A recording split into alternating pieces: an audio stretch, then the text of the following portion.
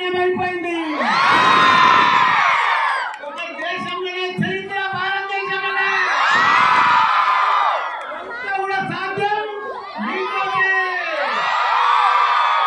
ఈరోజు సంక్రాంతి సందర్భంగా ముగ్గుల పోటీలో 35,000 మంది అమ్మాయిలు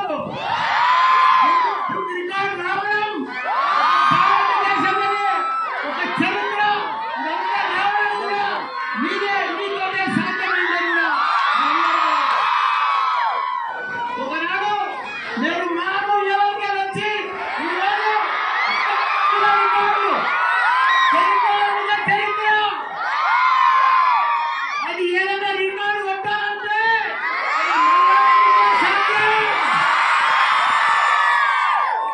ఇప్పుడు మనం చూస్తున్నాం.